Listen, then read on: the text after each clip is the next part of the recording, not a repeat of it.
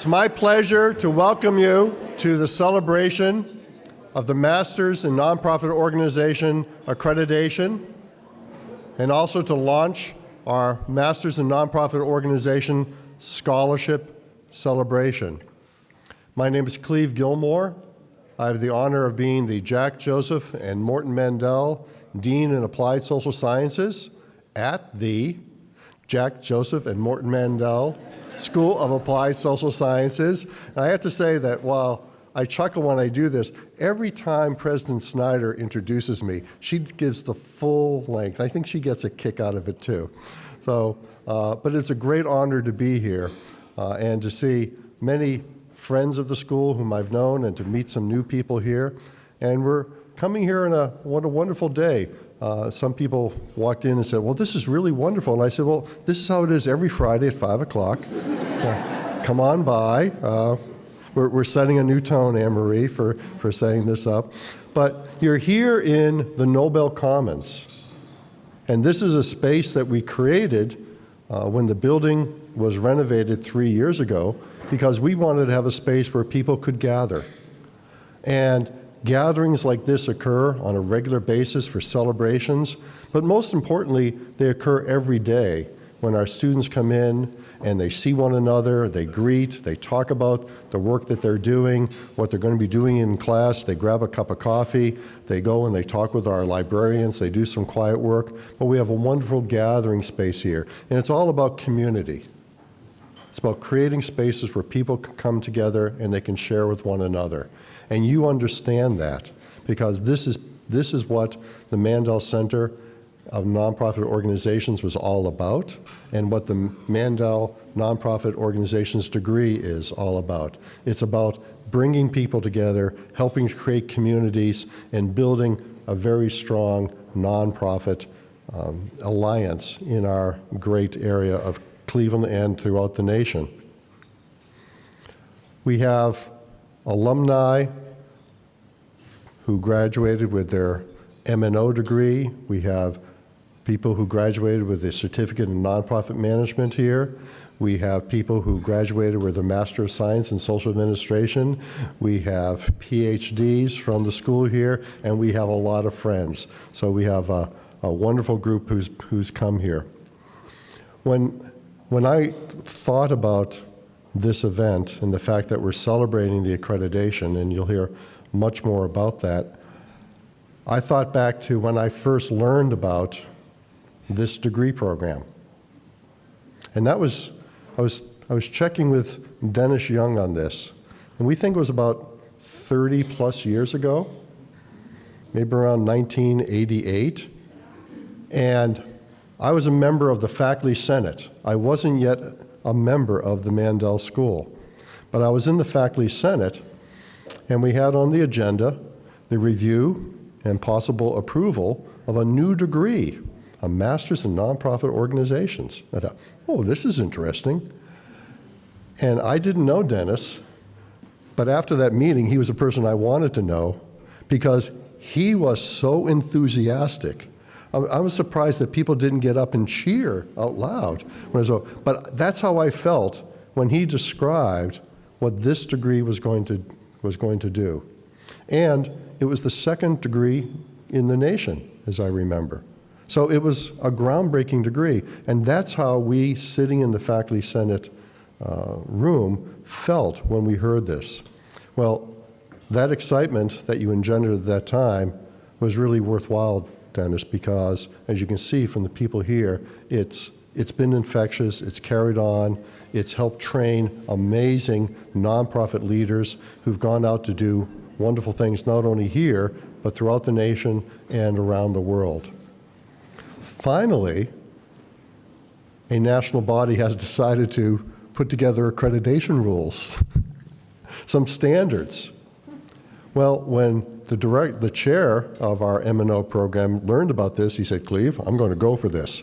You think you're going to make it? He said, oh yeah, it's going to be work, Cleve, but we believe that we can meet all the standards. And he did. He brought together a group of people. They worked on the standards, creating the document. It's a lot of work that goes into it. And we're able to celebrate being in the first group of individuals to be accredited in nonprofit management. Now, I like to point out that if you look at that listing of accredited programs, we're listed number 1. Rob always points out that's because it's alphabetical, Cleve. But still, we're number 1. We like that. We're number 1, and remember that. Tell everybody.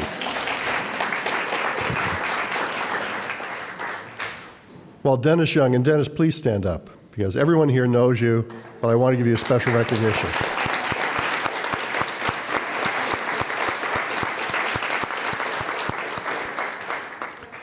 Dennis was the first holder of the Mandel professorship that eventually became the professorship for the dean of the school.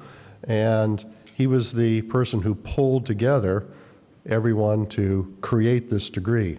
But it didn't start only with Dennis. It started with John Yankee, David Hammack, Paul Salapante, a number of great leaders who came together from across the university. Before people were talking about interdisciplinarity, it was happening here in creating an interdisciplinary degree at this university that was seen as a leader in the nation and really has been copied, although never perfectly, by other universities. And that was a vision for the school that was fostered with the great support from Jack, Joseph, and Morton Mandel, because they saw a need in this community for people to be trained to be the leaders of the nonprofit organizations whom they knew had the capability of bringing about great change, not only in Cleveland, but in this region and in the nation. And John will talk more about this, but we were trying to think, well, how did this all start? Well, it started because when Art Napastack arrived here, he had somebody whispering in his ear about what a good agenda would be, and then Art started working with other people on campus. And so we owe a debt of gratitude also to our former dean, Art Napastack. And we lost him much too early in life. He was a great leader within this school. I want to quote Morton Mandel on his brother's beliefs. There is a need for leaders who possess the talent and commitment to change the world. There's never been a greater need. And we are pleased to collaborate with Case Western Reserve University as it enhances its academic offerings for people dedicated to making a meaningful difference for others. That's what he said upon the establishment of this degree. And it's still true today. And that's what you who have the degree, the certificate, those of you who are students in the program, that's a commitment that you've made. An early supporter of this program was Steve Minter. And we lost him just last week. Steve would have been here today. Steve was looking forward to this celebration.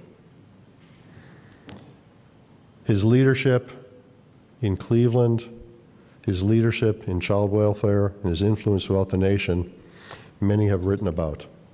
Those of us in the room are fortunate to have known him and to have felt his presence. I've written about it. I was quoted for some obituaries. I see his smile. I'll always remember his smile, his positivity, and his firm belief that when good people come together to work for a good cause, they will bring about a change, a positive change. So I'd like to take a moment to bow our heads and for us all to remember Steve and the commitment that he made in his life and that he asked all of us to make, and to think about him, what he meant in our lives.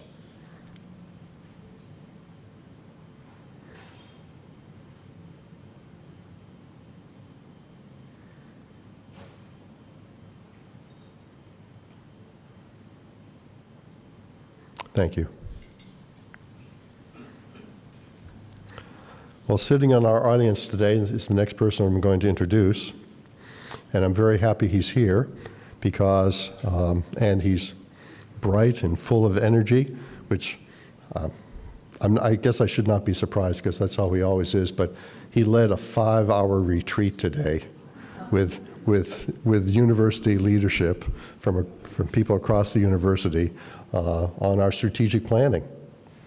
And he's a person who joined us just over a year ago, has brought a great deal of energy, a very strong vision for the university, an emphasis on how we should all think about how we can work together, an emphasis on interdisciplinarity, and also what we can do to bring about change, positive change in Cleveland and East Cleveland and in our region.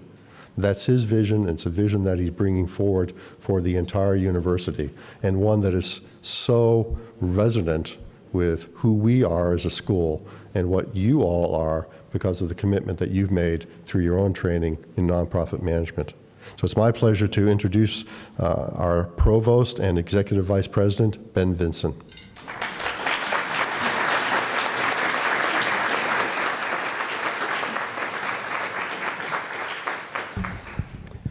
Cleve, thank you so much for that. That 5-hour retreat, just thinking about it makes me want to take a nap. So,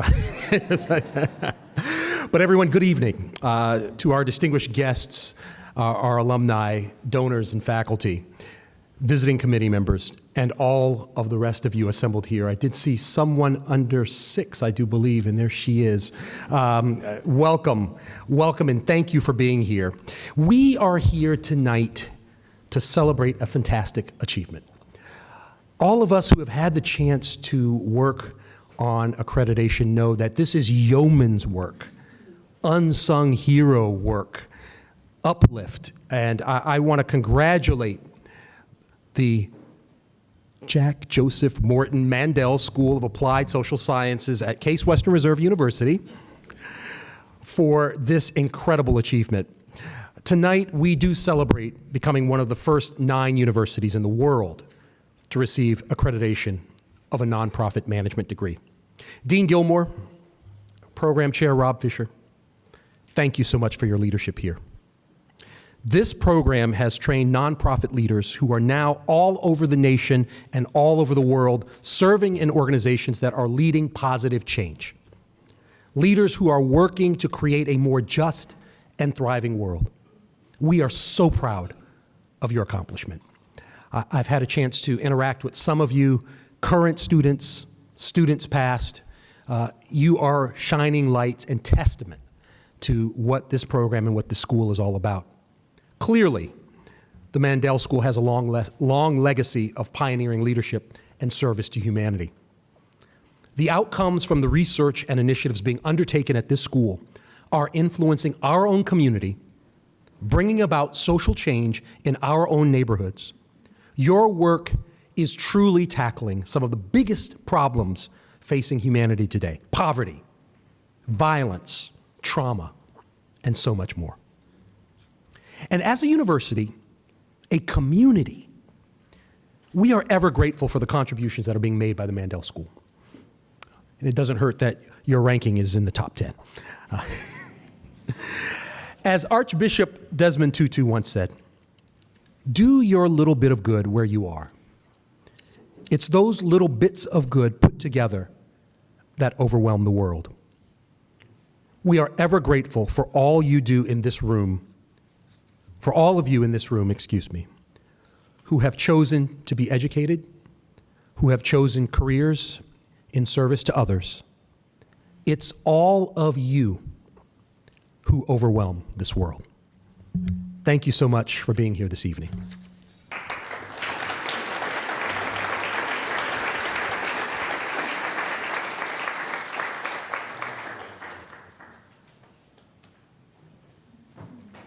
Thank you, Provost Vincent. I appreciate it very much.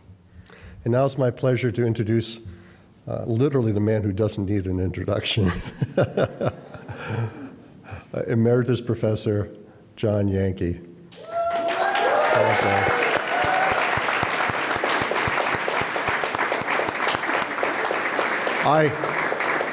As John is coming up, I will tell you, I have the great pleasure of talking with alumni when I travel around the country. and they always want to share their favorite professor stories. And I'll tell you, I've heard more stories about John Yankee, who came here in 1974, John? 73, oh my goodness, 1973. So there are many, many stories, some of which can be told today, but, but others can't. But we believe that he holds the record for receiving definitely the most nominations, but also the most teaching awards at this school, because he knows not only his material, but he knows how to connect with students and how to make it meaningful to them. And this evening, I watched many of you going up to him and giving him a warm hug and telling him, how good it was to see you, and he remembered you and he connected with you. We're just so glad, John, that you're a member of our faculty, and while you're emeritus, I'll say, I see you here a lot, John, and I want to keep seeing you here a lot. Thank you, John. Come on up.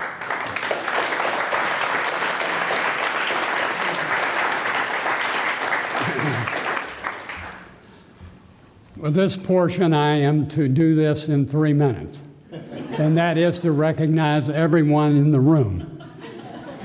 And they are watching closely, and I'm going to get choked up before I'm finished. This is quite a reunion, and when you look at all that have gathered here, we see across so many of the years, and I'm seeing some of you that have tried to hide from me for 15 years, but you can't hide forever. Now, I know some of you would expect me to work the room at this point, but for these 3 or 4 minutes, let me just focus on these couple of things.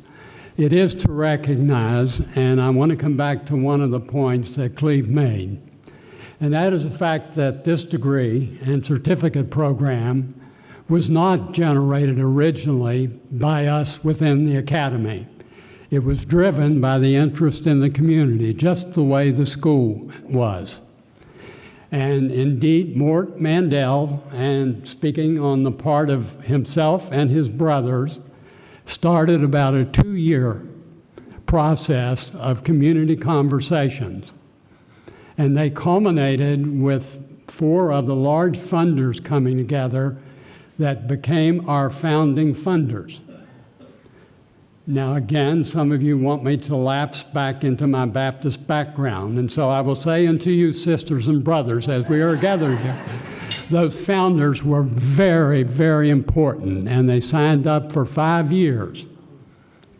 And I wanted to be certain that I didn't shortchange any of them, but those major players that need recognition were Mort, and for some of you who, like me, are chronologically gifted, will remember Hank Zucker.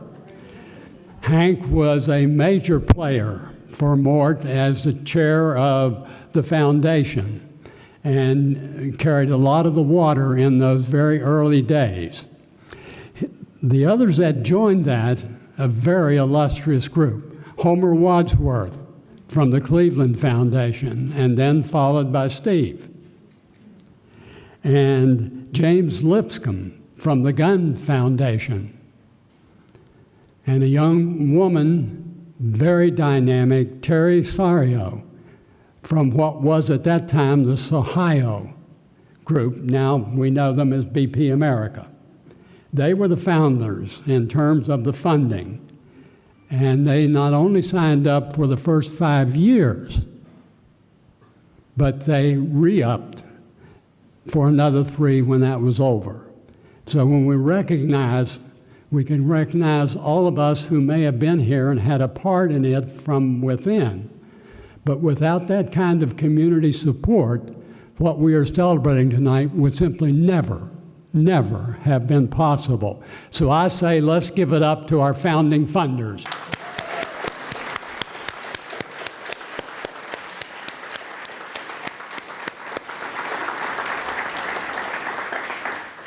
Now to get closer to this timeline, just raise your hand. How many in here have a certificate in nonprofit management? We have a number of you. Did any of you graduate as a part of our inaugural class? Okay. How many of you in here have an MNO degree? All right. And did any of you, if you graduated in that 91 era, I see them back there waving. Let's hear it from them. All right.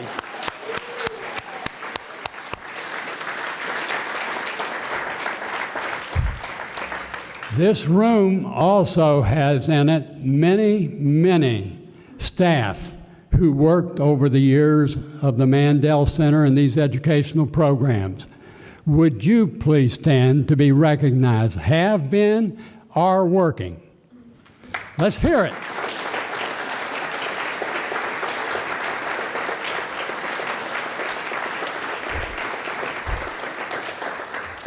I can tell you, and I think it would be agreed to by most of the faculty in here, that when we look at the success of these kinds of centers and programs, if we look beyond the staff, we are not looking in the right direction.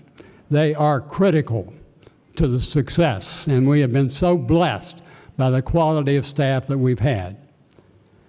Now, how many in here, stand if you would, who have been faculty, are faculty of the center and the master's and certificate programs?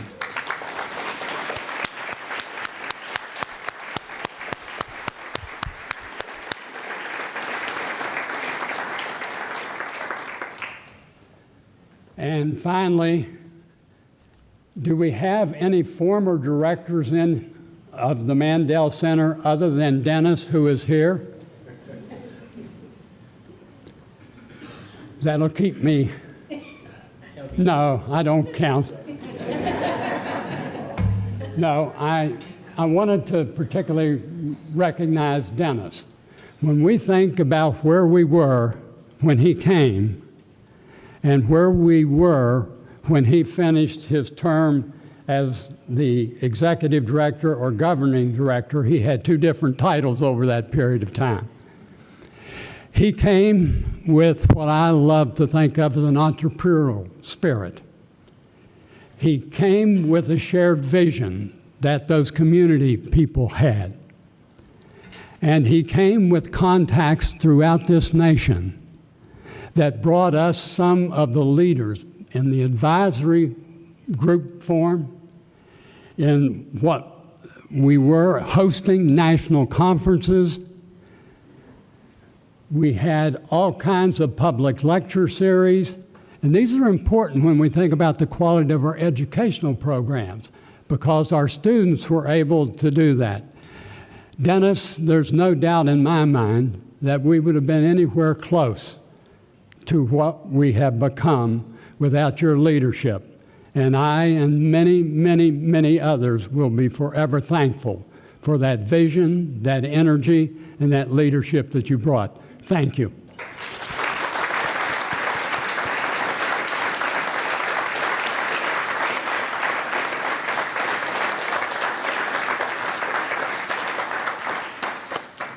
It's now my pleasure to bring Rob Fisher up here, who's the chair of our MNO degree program. Rob?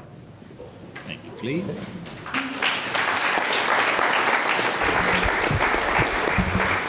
Thank you, everyone, and thank you so much for being here. It's really a great pleasure to have everyone in the room tonight, and there are many more people that we could thank. We will run out of time, though, and we will run out of your patience. So we will keep moving on our agenda of change. I'm a fairly latecomer to the MNO enterprise. I came when the MNO was hitting its stride around 2001. And unfortunately, I was here when that same stride broke and the program stumbled.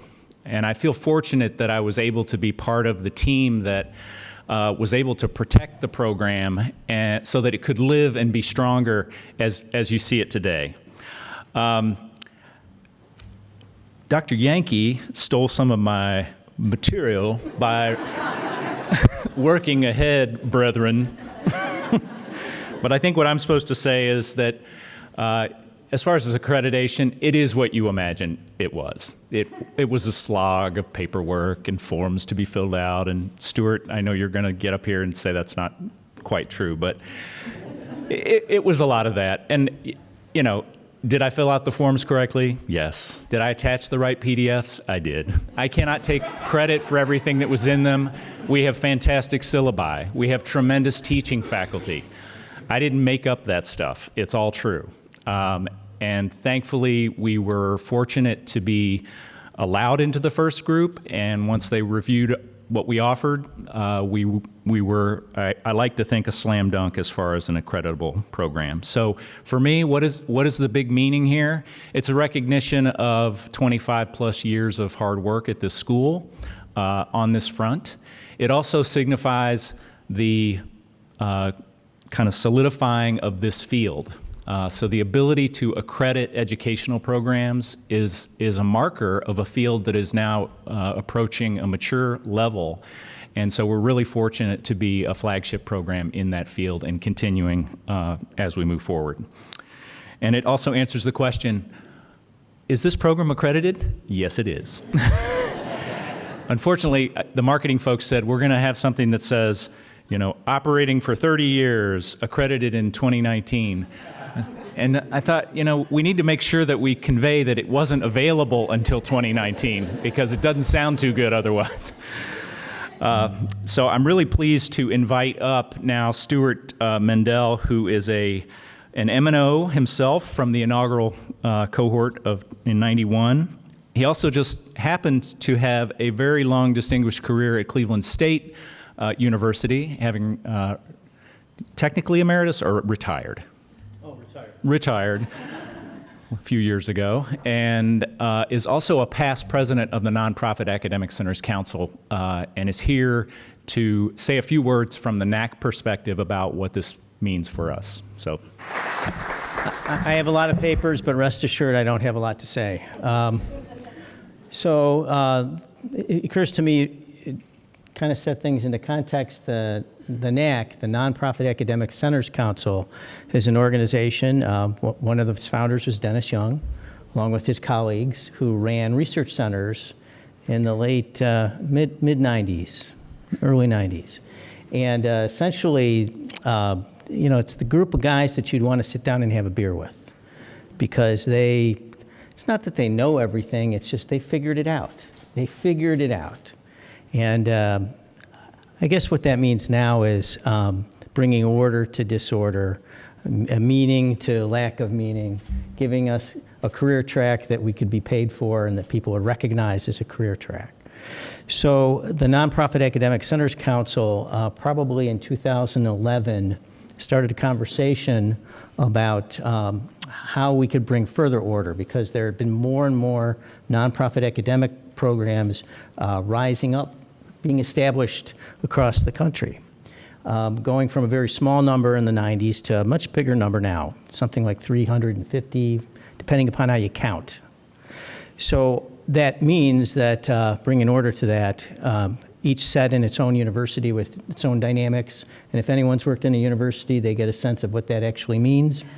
So to accomplish something like a new academic program, that's a big deal. It's a real big deal. So in part of doing our accreditation, we wanted to use the word accreditation but not do accreditation. That's why when Rob said, well, it's so hard, it's kind of funny. Could have been harder. It's kind of funny, yeah. It could have been a lot more difficult. And the goal of the accreditation was really to validate that the programs do what they say they do. And the Nonprofit Academic Centers Council created structure for that to occur. It's something called the Curricular Guidelines for Graduate Programs. They also did undergraduate programs, and they did another document. But these are really important concepts. I guess the way that you describe higher education, innovation, and entrepreneurship is through program development. So creating a nonprofit program in a place where no one's heard of nonprofits or think that the system is government and business, that's a challenge too. So in the middle of that, you have these criteria for what these experts believed people should learn if they're going to teach, if they're going to be executive directors, effective executive directors. And I think at the time, and as I'm recalling, the Mandel Center's mantra was leadership. We were really into leadership. So that influence, that's the soup in which all of this was percolating. I know I only have 4 minutes, right? So basically, skipping to the middle and then the end. So basically, we took the 16 categories, all of which have subcategories, and we lined up the curriculum that the Mandel School, blah, blah, blah, blah, has. And we validated that indeed 13 of the 16 areas are covered in this program, So going farther than that would have required making value judgments, and we weren't about doing that because we want to build the field. So it's my privilege to tell you that you were one of the first 10. I won't tell you which one because they're all alphabetical, but We'll stick with the alphabetical. you all did a good job. You got a certificate. I'd be happy to give it to you if you. That's great. So just so you know, this certificate has been started in Cleveland, it went to Texas A&M, then it went to London, then it came back to Texas A&M, and now here it is. That's magic.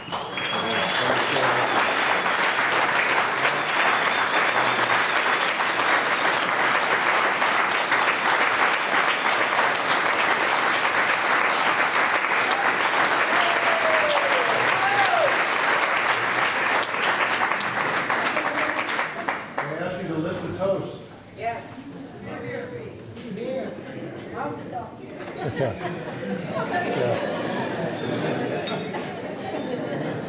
To the MNO.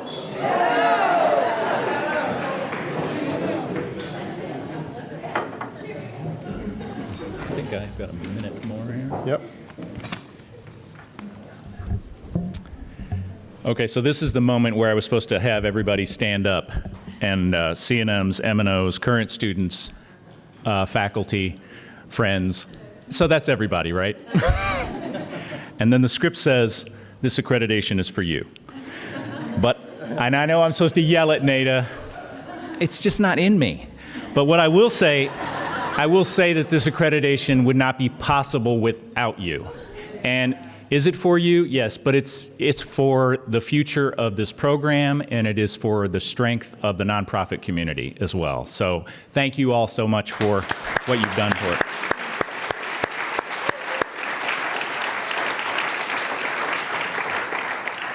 Just two more notes. I do want to note that we've had a couple of things that we've been doing the last few years to continue to build our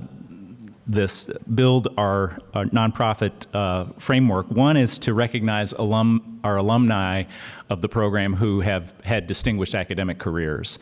And NAC has a nonprofit honor society called New Lambda Mu. And since we relaunched in the program in 2013, we have had about 50 of our graduates be recognized as part of that honor society. And so if you're in the room and you got the cords at graduation and the nice certificate, it is a testament to your, not only that you took seriously your career path, but you committed to your studies. And for many of our folks who are working while they're doing the program, or they've got a lot of family commitments and other things, I know it is a tremendous commitment to make that happen. So congratulations to all our Honor Society members. And then the last thing I would mention is we for the last 5 years, we have had a nonprofit leadership series in the spring, and we'll do it again this coming spring in 2020. We had just a tremendous series this past spring. We had sessions on nonprofit advocacy, strategic branding, and then we're fortunate to have Steve Minter in April come and do a conversation about leadership and legacy. And if you haven't seen those, particularly the one with Steve Minter, we have those on our website that you can view them. It's really it was tremendous to be able to interact with him in that way, and very bittersweet to look at that now and having just lost him.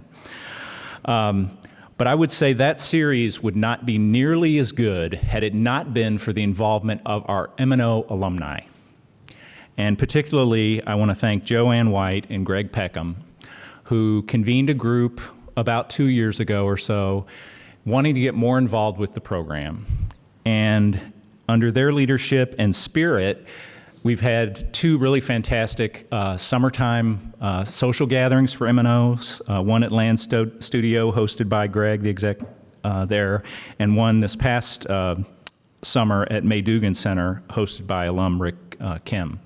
And so please, if you're an alum, we want you to come. These are nice events, but we also just have social networking events. Please come to those. Come to our leadership series. We want you to be more engaged. We want you to be engaged with our current students because they hunger for hearing from you and learning from you and making those connections, and we want to facilitate that. And with that, I think I will cease. Back to you, Cleve. All right. Thank you.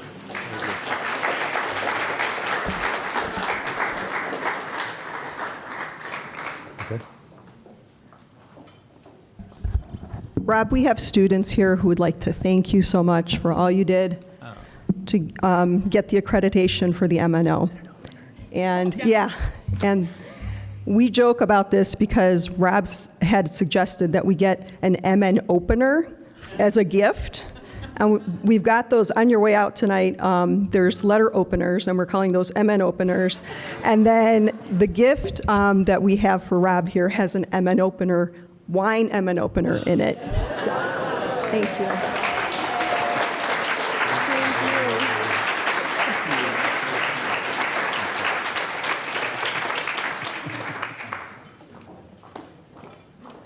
Thank you, Nada. Thank you, Amy. Thank you, Alex.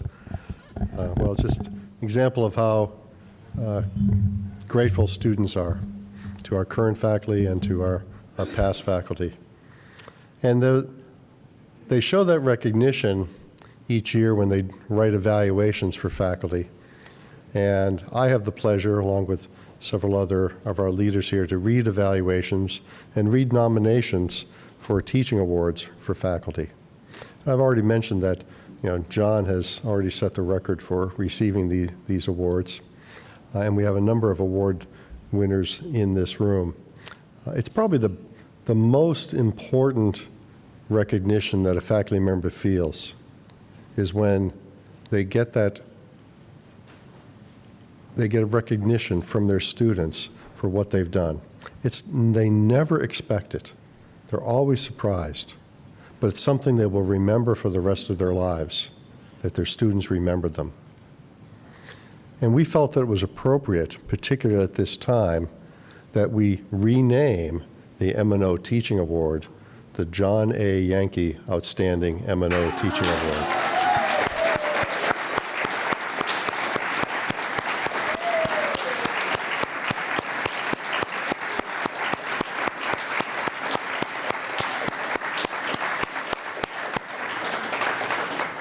Which joins the John A. Yankee Outstanding Teaching Award for MSSA program. So he's cleared the field. So thank you, John. You deserve it. Also, I would like to announce that as of this evening, we're inducting 3 people who are past recipients of the MNO Teaching Award into the school's Hall of Achievement. And that's Barbara Clemenson, Janice Small, and Linda Springer. Congratulations.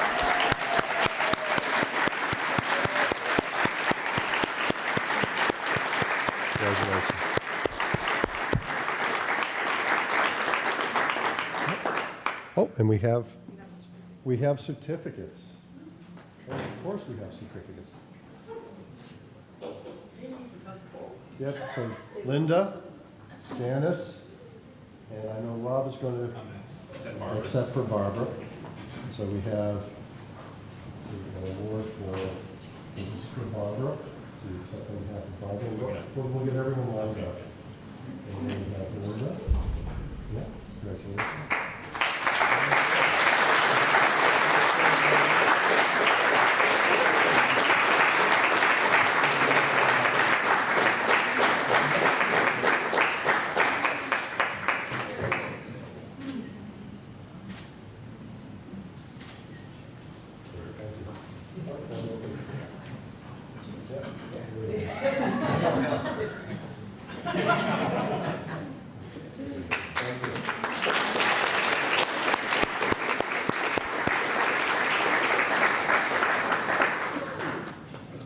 we have a dedicated group of leaders who've come together to raise scholarship funds for students who are pursuing a nonprofit management degree, both certificate and the master's level. And so I'd like to ask Joanne White, Susan Lapine, and Linda Springer to come forward.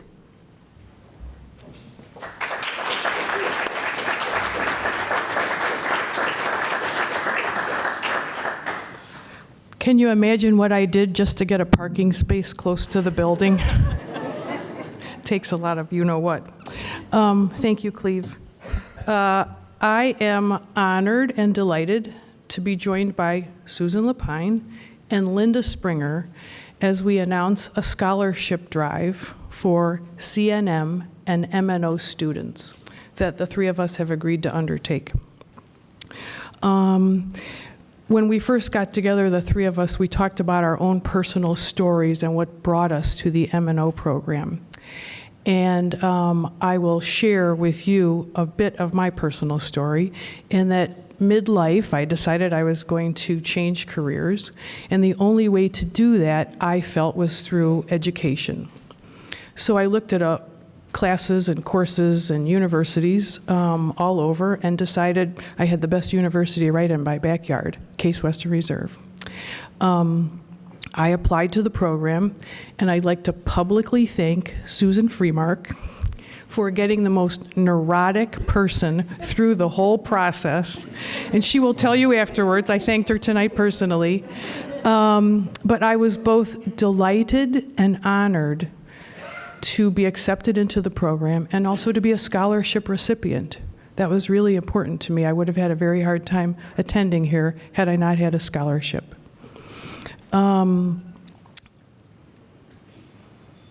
The MNO program surprised me. I was obviously older. I was with a very young and energetic group of students. I was exposed to classes. I had intense and intense faculty, let's put it that way, just always questioning. It was just a culture of learning. So when the three of us talked about doing this fundraising campaign, we said, so what are the personal stories of other people, of the CNMs, of the MNOs who have graduated? How has this education, the participation in this program, has it helped them to think differently? Are they doing really good things in the world, which we all are? And so how do we give back? Because we've had this great opportunity. So we would like, the three of us, would like to challenge all of you here who are CNM and MNO graduates to think about your personal stories, to think about how you got here today, personally and professionally, and what you're doing in the world. You know that we're going to be asking you for money, and when we ask, we'd like you to give us a stretch gift. And by that I mean, if you've never given to the annual fund, we'd like you to give to the annual fund because that will go to scholarship dollars. If you've been giving to the annual fund, we want you to increase your gift. If you're giving a really big gift, we want you to think of a multi-year bigger gift. I have left out one very important part of my story. Over 30 years ago, I had the privilege of meeting a man named Morton Mandel. Morton Mandel has been my teacher, my mentor, and my friend. I have worked for him for over 30 years, and I'm very proud. It's the pinnacle of my career.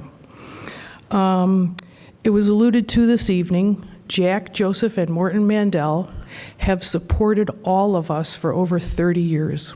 It is time to continue their legacy. They have invested over the years in the people with the values, the ability, and the passion to change the world. And all of you here are a testament to that legacy, to that desire. It's now time for us to give back so that people like me and Susan and Linda and everyone else here can come to this wonderful school and get a fabulous education.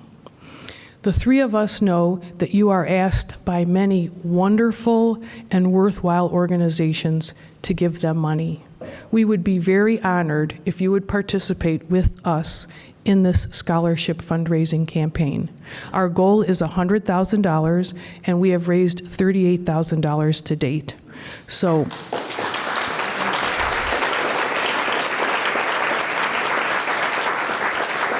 we still have a long way to go, but we're on our way. And remember, when we call or knock, please make sure to answer the door and take our call. Thank you.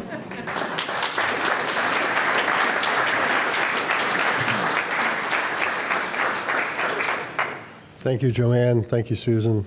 Thank you, Linda. We appreciate it. We appreciate your leadership and what you're doing for us. John, want to come forward? One more message?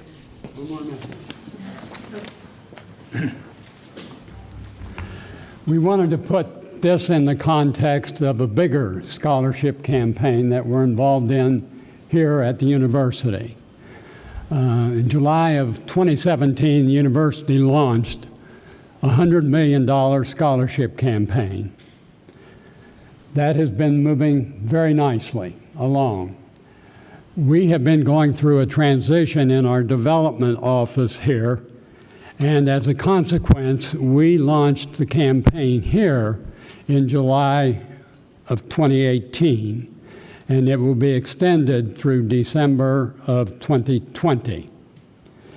We set a goal that we think was a little bit of a stretch, but we really felt that we could blow by this goal once we went through the transitions of our development office here. That goal is $1.5 million for scholarships.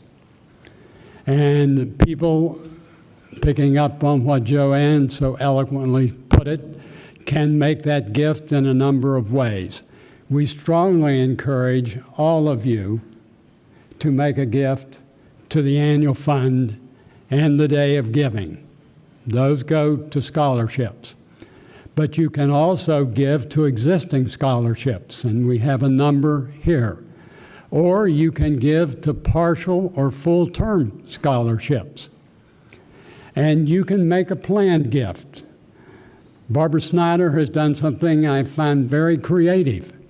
She set aside $10 million so that if Rob decides that he wants to give $25,000 or more and signs an irrevocable form to that effect, then we can draw against that $10 million as if it were already there, even though the money would not become available until much later.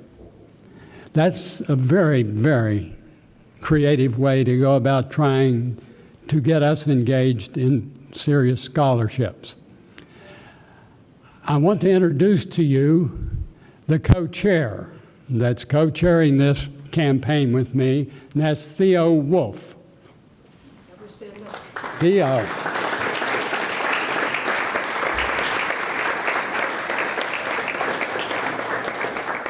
Theo is an MSAS graduate in the 80s, and she has held a number of very key fund development programs, institutions throughout the greater Cleveland area. She's a classic example, he says, getting all choked up about it, of where the student surpasses the teacher. She has been remarkable in her career, and I'm delighted to be back with her, learning from and with her. The other members of our committee include, you've just met 3 of them, and Victor Groza from the faculty here, who chairs the steering committee, is a part of that. And Rob Fisher, who was sitting idly on the sidelines until we started talking about this MNO CNM fund, immediately jumped into the lurch here. If money is coming in and to be divided up, we wanted to be a part of that. So he has joined us. And then, again, Steve Mentor. And so many of us in here could have stories about Steve. My own is that we met before I ever came to this university. I was the deputy director of the welfare system in West Virginia, and Steve was the county welfare director here in Cuyahoga. IBM was attempting to get into the public agencies. So they invited a bunch of execs out to San Jose where they had this big training facility. And we met each other, and he reminded me of that a couple of weeks ago when we were upstairs about 15 minutes early, because for us, again, old-timers, 15 or 20 minutes means you're on time. So we were there, and he reminded me that it goes back to 1969. And like so many of us, it was like a punch in the gut to learn the news. He and I had just been having a sidebar conversation, because all of you involved in fundraising know that if you're going to stand up and ask other people to give, you're going to have to have given already. So Steve had already made a major league gift into his scholarship here. Sylvia and I had made a league gift into our scholarship here. And then these people come along and say, we need to have an MNO CNM. And we wanted to call it the Nonprofit Leader Scholarship Fund within that. And so as Steve and I were talking, he said, well, I sort of feel we've already made our commitment, but I'd really like to do something else. So we decided that, okay, each of us will then put in another $2,500 for $5,000 to go for this fund. Unfortunately, we never got that concluded. So tonight, Sylvia and I have decided that we're going to contribute $5,000 in honor of Steve, and we will match that with another $5,000 for this fund.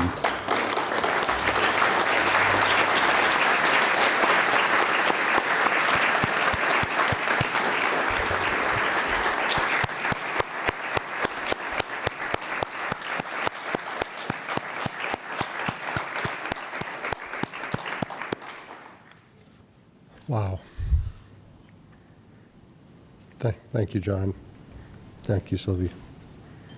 It's, I know Steve is thanking you too. Stephen Dolly established the Stephen Dolly Minter Scholarship Fund here. A number of people have been contacting me in the last week and asking, what can I do?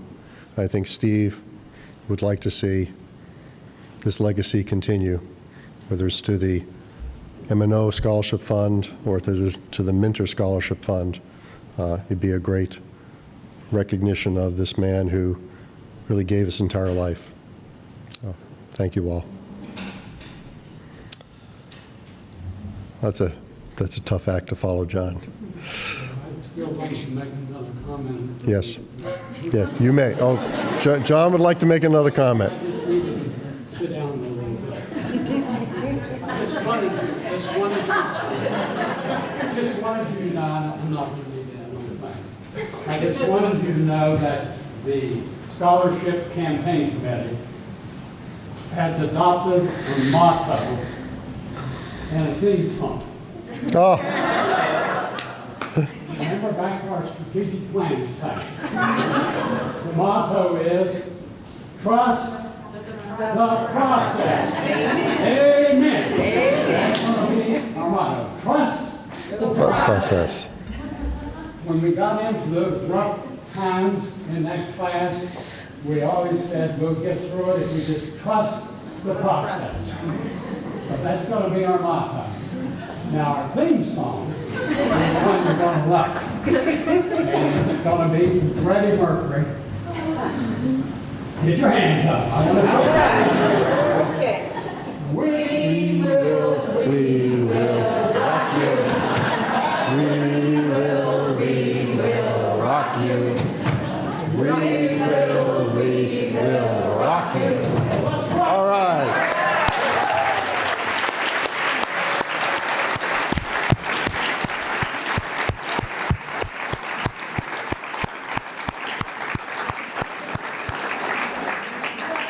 Well, John, I think that's an appropriate point for us to end on.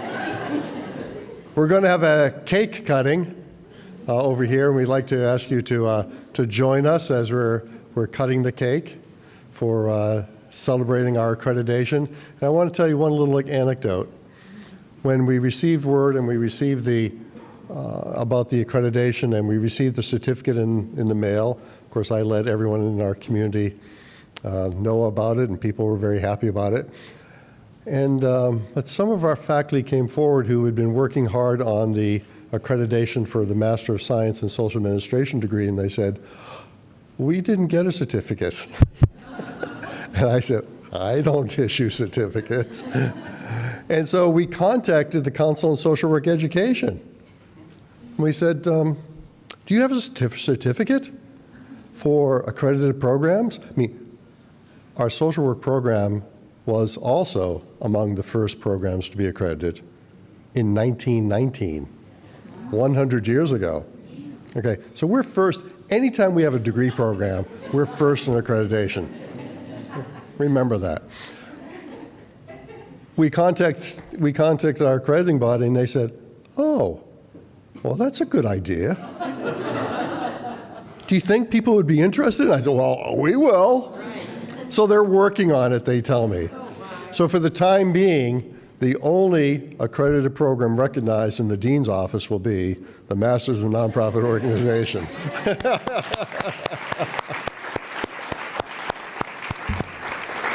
Now let me invite you to go back to friendly times with one another, and those of you who wish can join us for our cake cutting. And thank you all for coming. You've made this a great party, and thank you, John, for the great work you've done in pulling this together, and to all of our great leaders. Nada.